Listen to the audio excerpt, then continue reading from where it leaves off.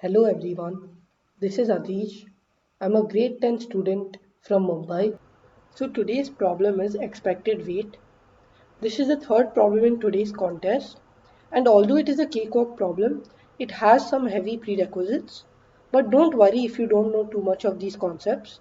You should only know what is the basics of expected value and how do we define expected value.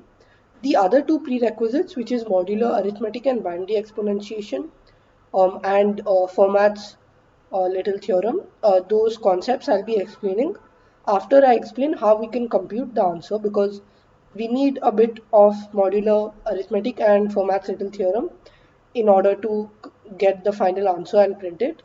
But you should know as a prerequisite only the very basics of expected value, since this is only the third problem and this is a cakewalk problem. So in this problem we are basically given a sequence of length n, which is a permutation, and the weight of the permutation is defined as the sum of I into ai for all I going from 1 to n. And that is the weight of the permutation, and we need to find the expected value of the weight of the permutation. And we need to print this value modulo this prime number. I'll be explaining how we can print it modulo this prime number later. But first, let's try to find out a closed form expression, or basically a direct expression, to find out what is the expected weight. So first, let's look at some examples. So let's say that the value of n is 1. This means that the only permutation is 1, and that's why the expected weight would be 1 into 1, which is 1. In the second case, when the value of n is 2, there are two possible permutations, 1, 2 and 2, 1, which will give a weight of 5 and 4 respectively, and the expected value of the weight is 9 by 2. Now there's a catch over here, because we can't print 9 by 2 directly, we need to print it in this weird format. So I'll be explaining that once I come to the main logic, because right now you should not be worrying about how to print 9 by 2 in a modulo a prime number. I'll be explaining how we can print 9 by 2 modulo a prime number a bit later. So let's first look at the third example, which gives us an integral answer, and we don't need to worry about dividing two numbers. So in the third example, you can verify that for the 6 permutations, these are the weights which we get, and the expected weight would be 12. So let's first try to find the closed form expression. So we can find a closed form expression in 3 simple steps. The first step is to realize that the expected value is actually the average value, and we need to find the expected value of a sum. And that's why, in order to find the expected value of a sum, where each term will appear only once, we need to essentially find the average value of the sequence and then multiply it by the length of the sequence. So in order to understand the first observation better, you need to realize that since we are given a sequence of n terms and we need to find the expected value of the sum of those n terms, then we just should find out what is the average value of these n terms. So what is the average particular number out of these n terms, and then we can just multiply that number by n in order to get the expected value or the expected weight of the whole permutation. So that's the logic behind the first observation. Then the second observation is that in order to find the expected value of I into ai, we can use the property that the expected value of x into y is just equal to the expected value of x into the expected value of y, like in general, when x and y are not dependent. But don't worry about that right now, because you can assume that x and y don't depend on each other, because I and ai values don't depend on each other. That's why you can just find out what is the expected value of I and multiply it by the expected value of ai in order to get the expected or the average value of I into ai. So in order to find the average value of I and the average value of ai, let's recall that the expected value of I, so we need to find the expected value of a particular term in 1 to n, right? Because I will go from 1 to n. So we need to find the expected value of picking a number randomly from 1 to n. And in order to find that, in order to find the average number, we can just take the sum of the terms. So sum of all the terms will be n into n plus 1 by 2. And we can divide this by the total number of terms. which is n, in order to get n into n plus 1 divided by 2 divided by n, which will give us n plus 1 by 2. And that's why this is the expected value of I. So we can just write this quantity over here is just equal to I. And in order to find the expected value of AI, this quantity is just equal to n plus 1 by 2. Now, in order to find the expected value of AI, you need to realize or you need to make the observation that A is a permutation. So what does that mean? That means that A is also containing elements from 1 to n in the exact same way.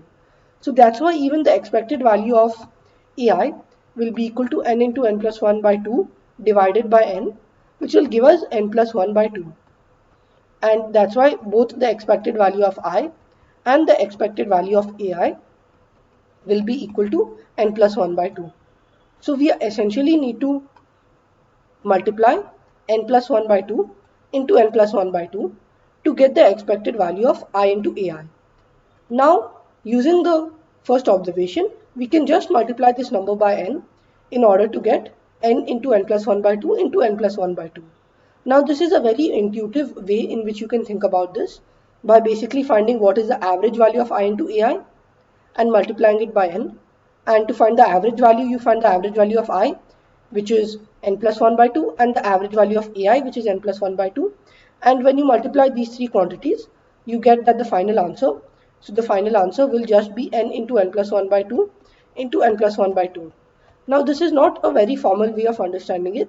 That's why if you want to understand a formal proof which uses like all the complicated properties of expected value, you can check out the written editorial.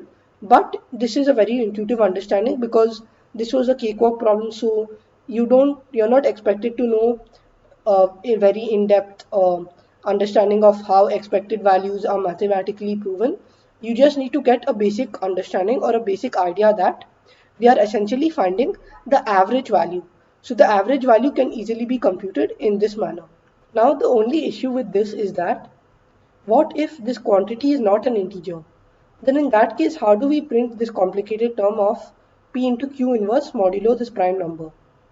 Now the key idea is that in order to find or in order to divide two numbers p by q in under modulus, we need to use the fact that if p by q is taken mod some prime number, because this number over here is a prime number, it's a famous prime number.